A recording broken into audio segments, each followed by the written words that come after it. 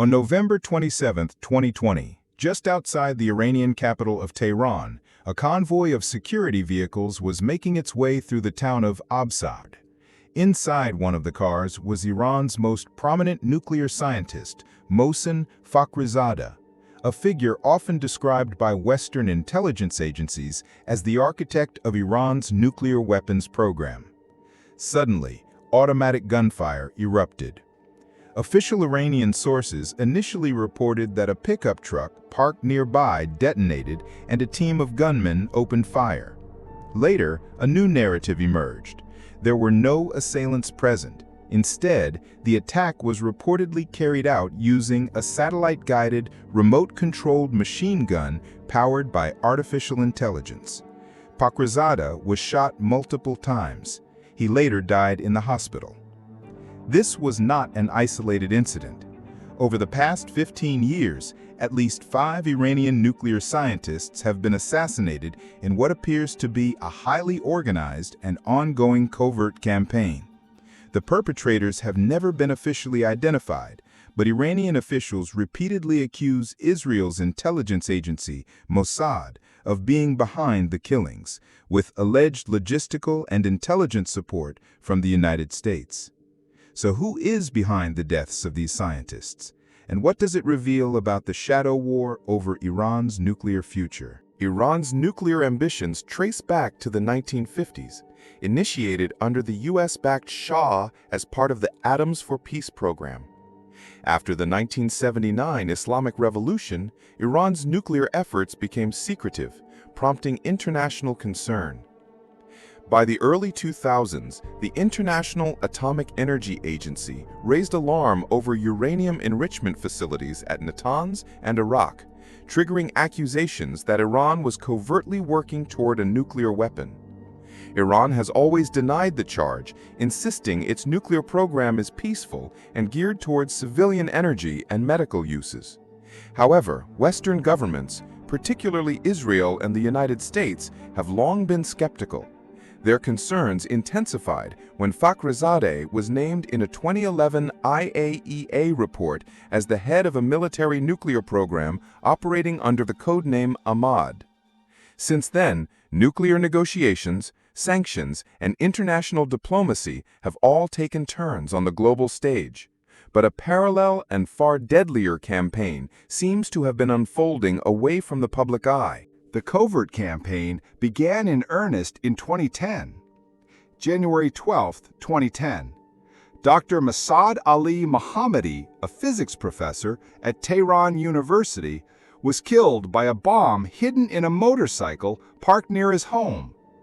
November 29, 2010. 2 near-simultaneous attacks were carried out in Tehran. Dr. Majid Shahriari, a nuclear engineer, was killed when a magnetic bomb was attached to his car by a passing motorcyclist.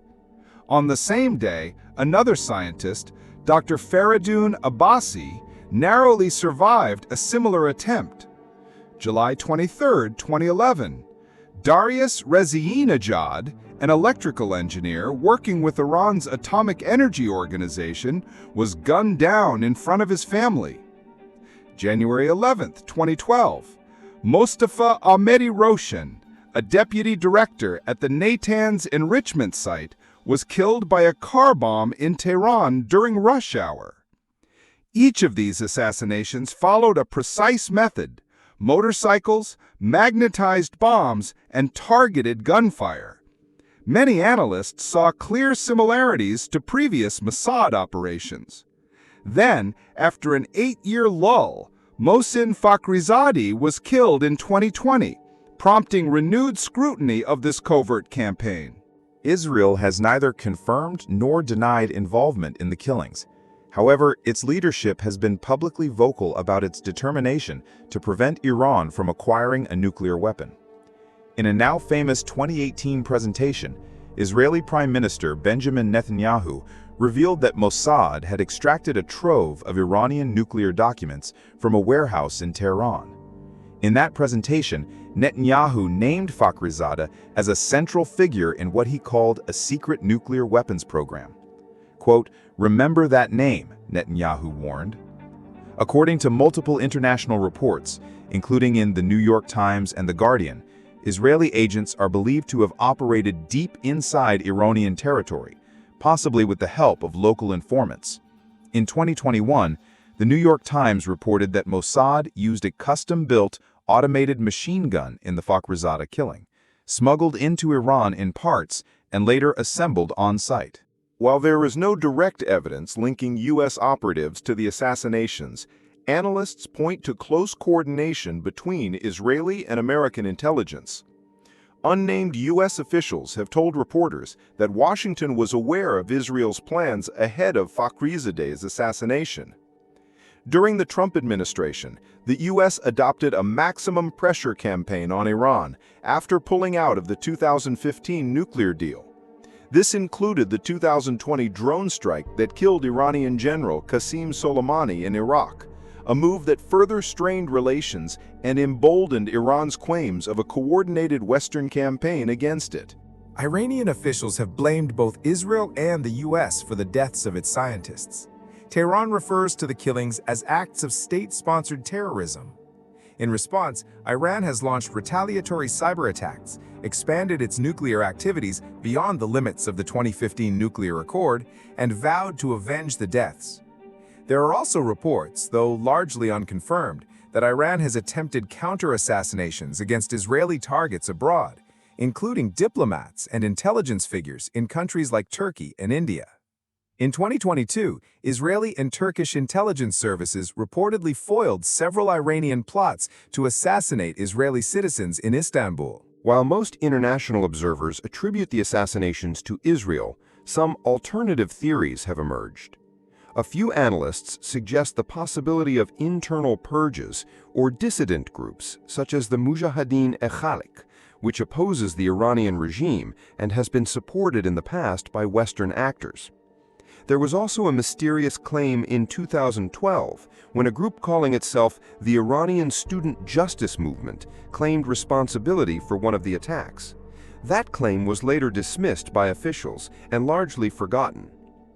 Others question whether the killings could be part of a broader strategy to disrupt nuclear negotiations, fueling tensions and provoking hardliners on both sides.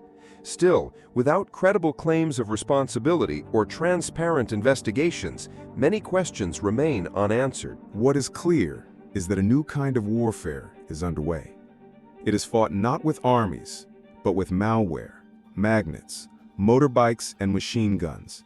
The targets are not generals, but physicists, engineers, and academics. Their killers leave no fingerprints. The campaign to delay or destroy Iran's nuclear capabilities continues. With each scientist targeted, a message is sent, though from whom and to what ultimate end remains shrouded in secrecy. The international community is left watching the results, visible only in the flames of car bombs and the funerals of men whose work we may never fully understand. For now, no group has ever claimed responsibility. No nation has admitted involvement. But 5 men are dead, and Iran's nuclear program continues, shadowed by silence, sabotage, and suspicion. If this story gripped you, there's more where it came from. Subscribe to Unheard Whispers, where shadows speak and secrets come alive. Like, share, and comment your theory below.